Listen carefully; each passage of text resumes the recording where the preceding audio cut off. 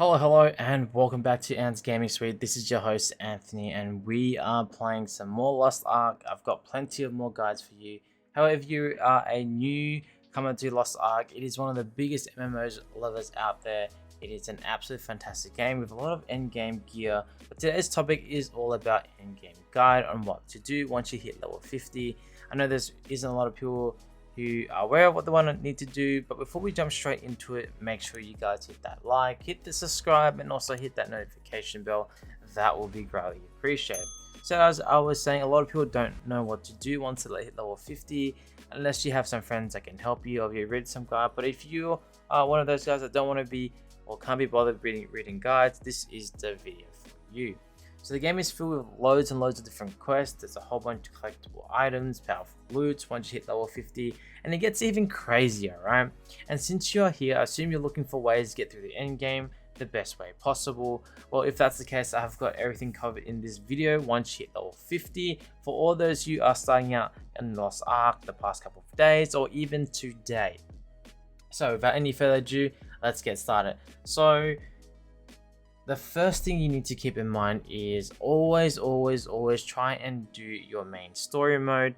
Feel free, if you don't want to rush it to level 50, you can do all your story modes, you can do all your island quests. That is really up to you on how you want to journey your game. I'm not telling you how I'm going to play the game. I'm going to be pretty much letting you how you want to do the game. Do what makes you enjoy the game, okay? But anyway, keeping the main storyline in check. You will be grinding quite a bit to level 50, but that's not the end of the story after you hit level 50. It's only just the beginning.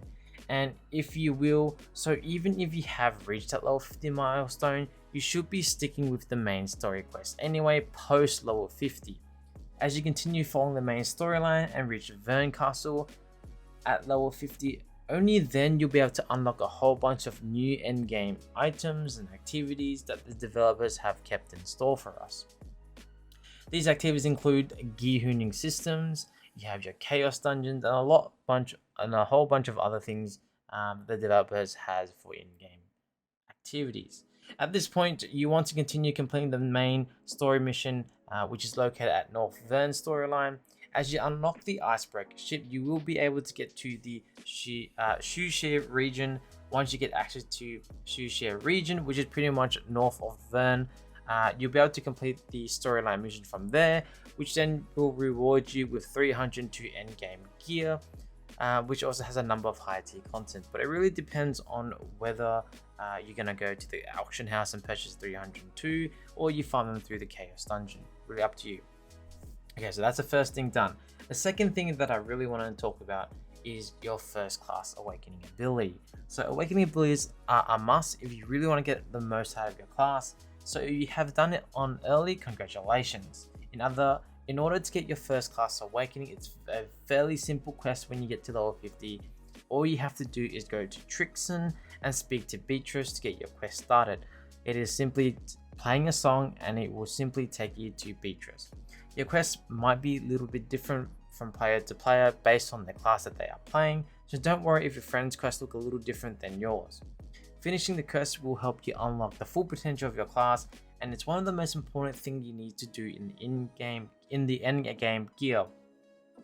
You can move on to unlock the second awakening ability as you upgrade your character's item level. However, keep in mind that it does come a lot later down the track, somewhere towards maybe tier 2, maybe 800, 900 is when you'll be able to do it. Once you be able to get to Yawn, which is pretty much all the way onto the west side of. Okay, so the next thing that you want to keep in mind is don't miss doing your daily tasks. Completing the storyline mission, getting your first class awakening ability was just the first step towards getting to the real end game content. From this point on, you will have to gather as much upgrade material as much as possible in order to upgrade your endgame items and unlock a whole bunch of endgame content. There are loads of upgrade materials that you have to find, including Guardian Stones, Harmony Shards, Destruction Stones, Harmony Leaps, and a whole bunch of other things that you can use to upgrade your gear. Just keep in mind that the Destruction Stones are for your weapon, and then you do have your Guardian Stones for your armor, so keep that in mind, which you have to increase to level 15 in order to upgrade your tier level. So So where do you get those from? There's a whole bunch of things that you can do in order to get those material.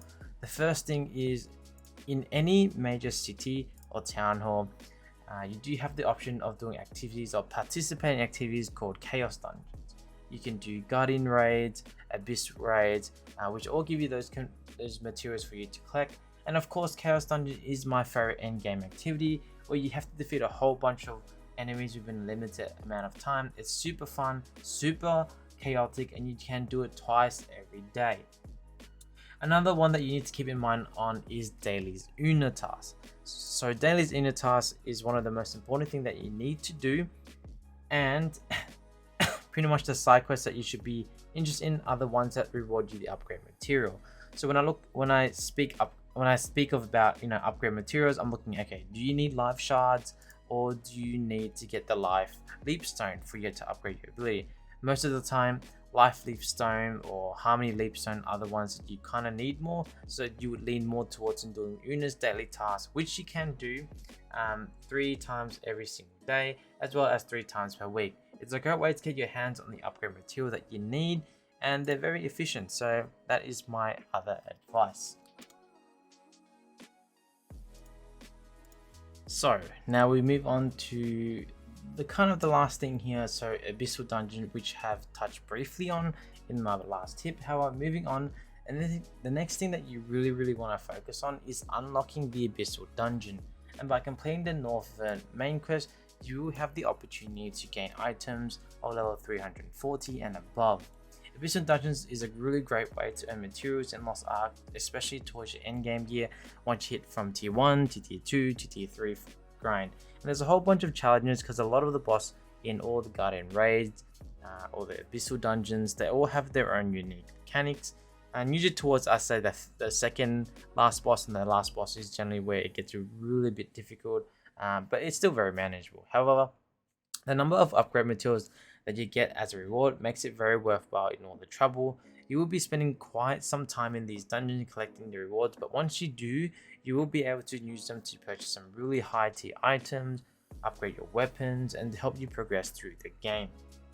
So the last one here is to complete island missions.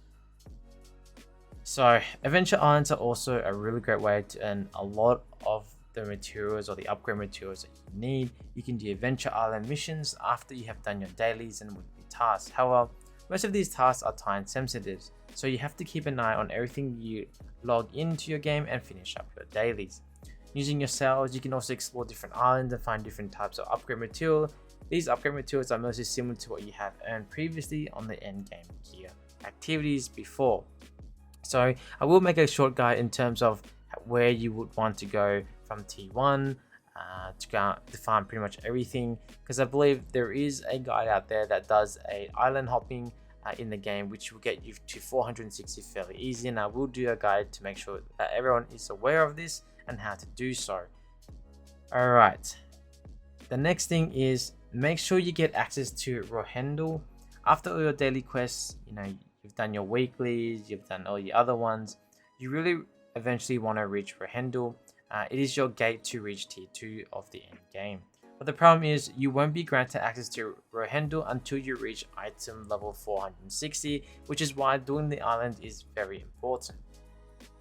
But all the end game activities and tasks that I told you about should be enough to get you all the upgrade materials to hone your gear. So once you have everything that you need to reach level or item level 460, it's time to head west to Rescheduled, where your destination is to start the next phase of the main storyline. And to do that, you'll have to complete a quest to unlock Rescheduled endgame activities. From there, your grind for tier 2 content will begin, and eventually you will have to do that for tier 3 at Yearn and above. Anyway, I know it's a lot to wrap around your head, and especially for those who hasn't been in touch with MMOs for a while, but trust me, once you get your endgame journey started with this guide, it will become very easy. I hope this guide helps you, and if you still have any questions, just drop them in the comment section and I will get back to you at the earliest possible stage. And if you enjoyed this video, make sure to hit that button and subscribe for more awesome content like this. That's all for today, and I'll see you in the next one.